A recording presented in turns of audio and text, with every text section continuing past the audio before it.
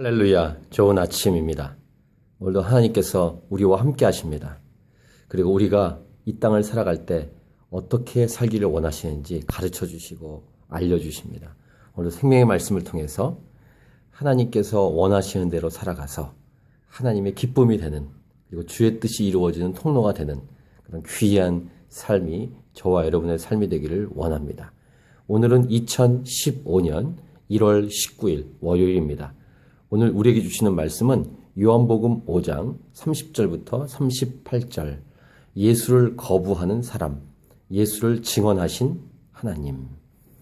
예수님의 말씀이 계속 이어집니다.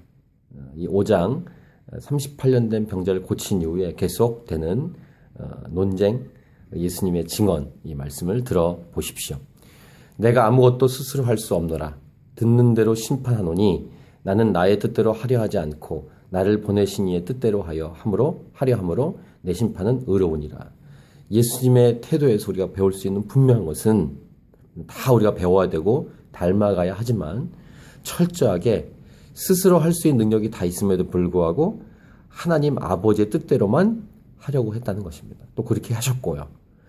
그래서 이 내용을, 오늘 내용의 핵심입니다. 중요한 것은 사랑과 존중, 순종을 기초로 하는, 이게 사랑이죠. 사랑을 기초로 하는 연합과 그 다음 동역이라고 할 수 있습니다.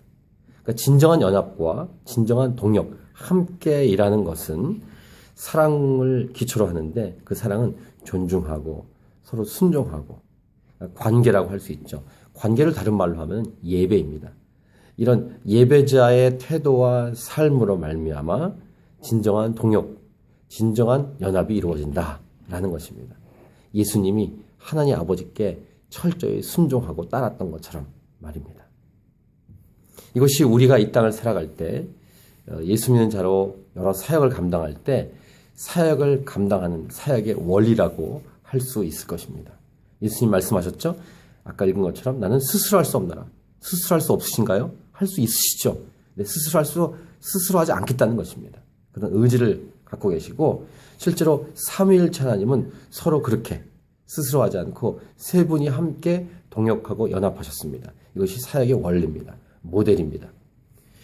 내가 만일 나를 위하여 증언하면 내 증언은 참되지 아니하되, 나를 위하여 증언하신 이가 따로 있으니 나를 위하여 증언하시는 그 증언이 참인 줄 아노라. 이렇게 철저하게 하나님 아버지께 의탁하신 예수님이십니다. 그 다음, 너희가 요한에게 사람을 보내매 요한이 진리에 대하여 증언하였느니라. 그러나 나는 사람에게서 증언을 취하지 아니하노라.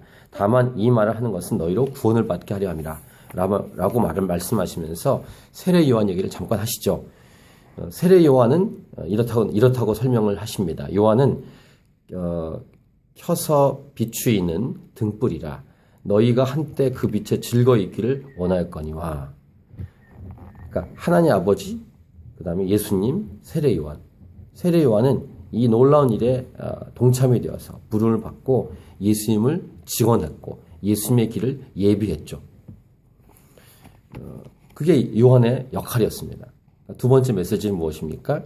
진정한 사역의 원리가 연합, 사랑의 원리가 사랑, 존중, 순종의 원리로 연합하고 사역할 수 있는데, 이 말은 뭐냐면 각자의 부르심 따라 사역하고 일하는 것입니다. 요한복음 4장에서도 이 얘기를 했죠. 심는 이가 있고 거두는 이가 있다. 이게 진정한 연합입니다. 자기 역할을 충성되게 하면 됩니다. 다른 사람 탓하지 말고. 요한은 요한의 역할을 충성되게 했습니다. 이것이 그의 부르심이었죠. 하나님께서 부르신. 예수님은 하나님이시지만 하나님의 아들로서 철저하게 하나님 아버지께서 원하시는 대로만, 즉 그 부르심 대로만 살아갔다라는 것입니다. 그 다음, 내게는 요한의 증거보다 더 큰 증거가 있으니 아버지께서 내게 주사 이루게 하시는 역사, 곧 내가 하는 그 역사가 아버지께서 나를 보내신 것을 나를 위하여 증언하는 것이요, 또한 나를 보내신 아버지께서 친히 나를 위하여 증언하셨느니라. 너희는 아무 때에도 그 음성을 듣지 못하였고 그 형상을 보지 못하였으며, 그 다음 마지막 메시지입니다. 오늘 본문의 마지막입니다.